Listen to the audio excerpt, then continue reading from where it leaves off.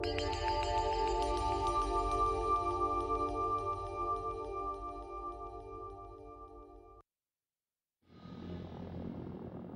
Industrial Revolution of the 1800s had a dramatic effect on economic and social life around the globe. The economies of industrializing nations shifted from agriculture to manufacturing, from rural to urban.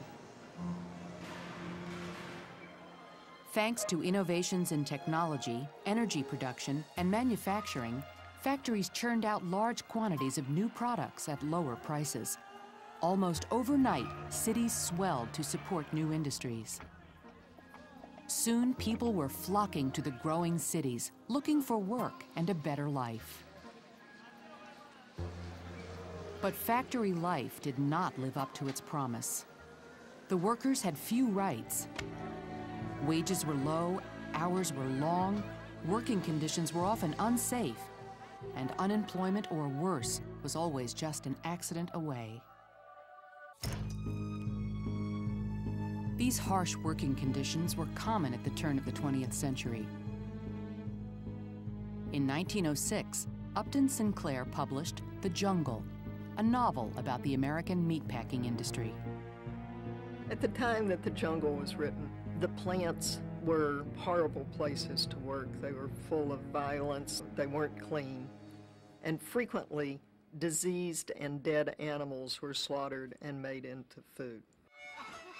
Sinclair's novel follows the story of a young Lithuanian, Jurgis Rudkus, who arrives in America seeking freedom and opportunity. He finds work in a prosperous and, as he learns to his dismay, filthy Chicago meatpacking plant. Think about an individual coming from a rural agricultural kind of society, whether you think about Jurgis coming from Lithuania or a black migrant coming from the deep south, Mississippi, coming into a large industrial city, working in a mass production industry like meatpacking. Sinclair was writing on the crust of a giant wave of social and economic change that took place in the course of the late 19th century. Before writing The Jungle, Sinclair spent 7 weeks around Chicago's meatpacking plants.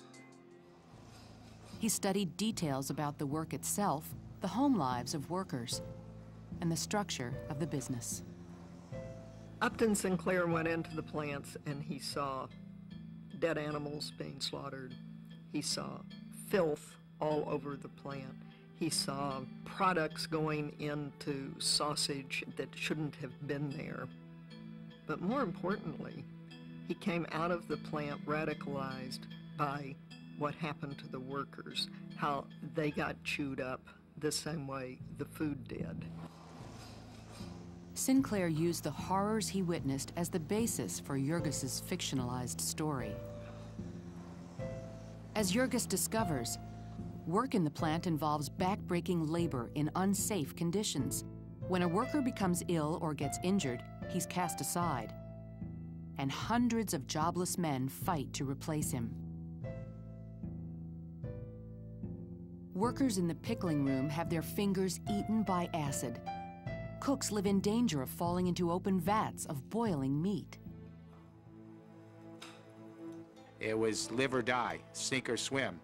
So the deadened conditions in the slaughtering house and that death that permeated also permeated the battle between the owners and the workers.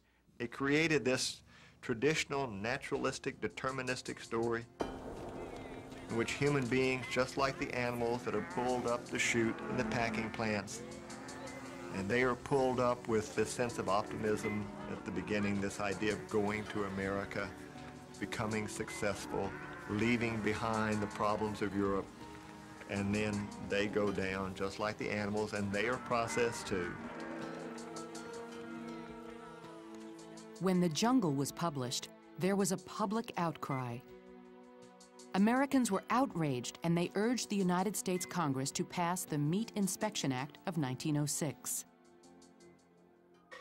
More federal laws followed that prevented packers from adding fillers and impurities to meat.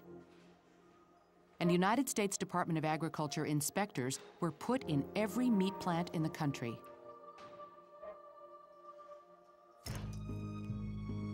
But this wasn't the reaction that Sinclair was looking for. He wanted to help the workers. "I aimed at the public's heart," he wrote, "and by accident, I hit it in the stomach."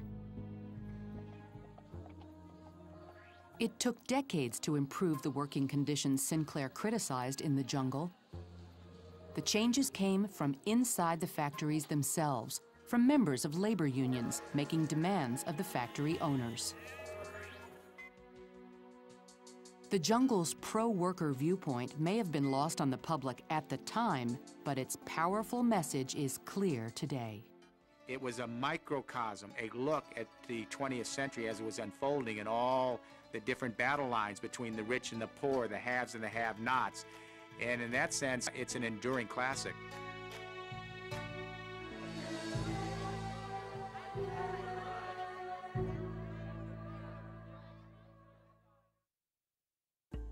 As a result of the Industrial Revolution, more people worked A, on farms, B, at home, C, in factories, D, in shops. Upton Sinclair wrote The Jungle to A, reduce the number of immigrants coming to America, B, expose and reform harsh working conditions in the meatpacking industry, C, encourage Americans to reduce their consumption of meat, D, show why so many people were moving to the cities. Why do you think the jungle was so effective in bringing about change?